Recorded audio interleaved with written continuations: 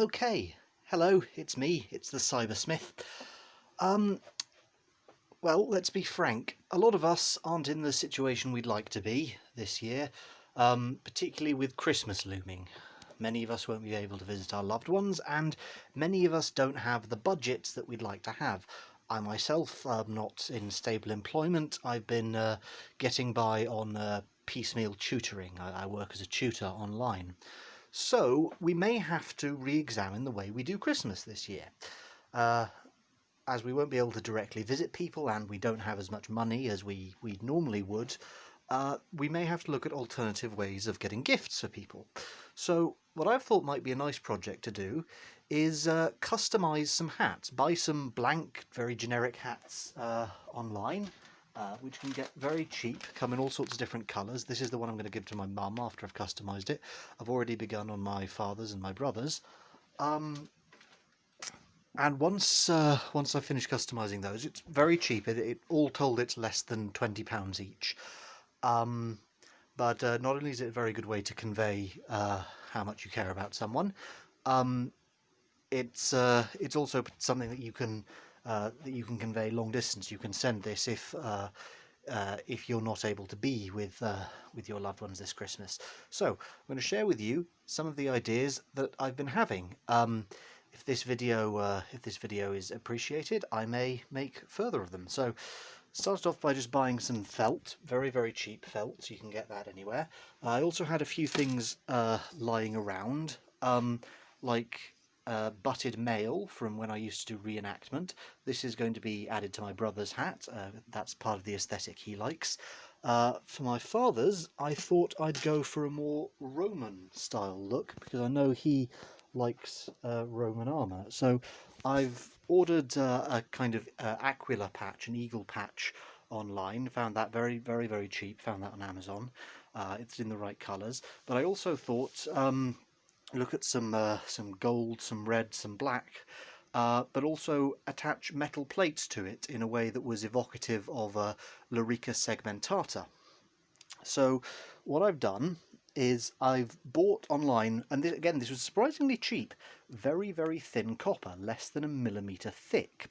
You then cut that, and it's very easy to cut. You can cut it with just normal scissors.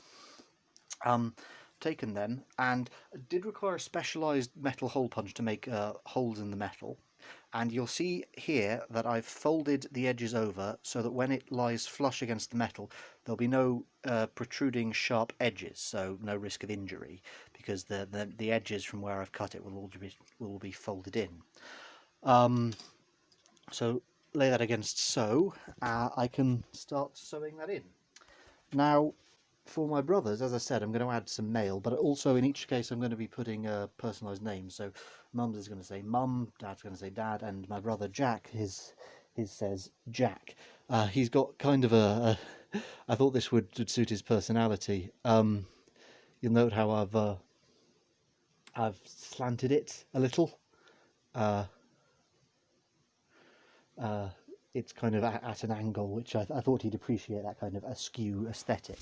So, as I said, for my mum's I've got that. I'm going to be doing a floral pattern, but I'm waiting for some green felt to arrive for the stems of the flowers. That's what I've been doing. You note that the stitching, I don't know if the light is good enough for you to view this, but as long as you match the thread colour to the felt, it shouldn't be visible on the outside, but it will be visible on the inside. That shouldn't be a problem, though. You know, one consequence of this is that I have actually stitched the folding up lining is actually stitched to the thing. That's kind of an inevitability if you want it to bear any kind of weight. This won't be able to fold out like normal if you want it to bear any kind of weight. So do keep that in mind. So that's going to be sewn permanently in. Otherwise, it's just not going to be. Even butted mail has a certain amount of weight to it. So that's just not going to stay attached unless I sew the brim in place. Yeah, here's the metal I used.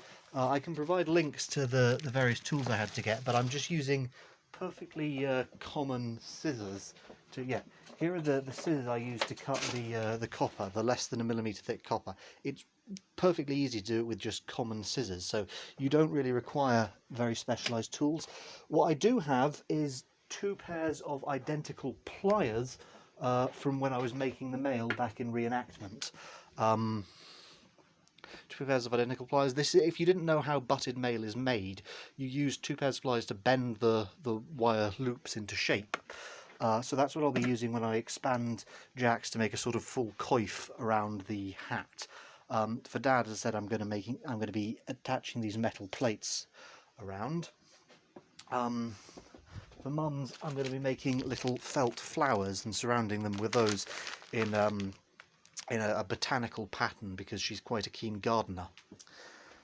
So anyway, it's a way of showing that you're attentive to those you care about, that you know about their hobbies, their interests, their likes and dislikes. It's more personal, and it's quite a bit cheaper than you'll expect. Really, the only expensive thing I've had to buy is this little hole punch for getting through the metal, because yeah, a regular one wouldn't really do it, and I need to make quite small holes so I can actually sew them on. But that's just for the copper plates on Dad's Lorica segmentata hat. So yes, for those of you who are wondering what to do for Christmas this year, I hope I've given you some ideas. If you liked this video, I'll go into more detail. I may show, for example, the process of making these, but yeah, basically I use the pliers to make sure I'm bending the copper uniformly. Not a good idea to do that by hand if you want it more precise. So I can go into more detail, and hopefully by the next time I make a video I'll have made some more progress, and some more of the felt colours that I've ordered will have arrived. Okay, this is the Cybersmith, and I hope you're all coping well.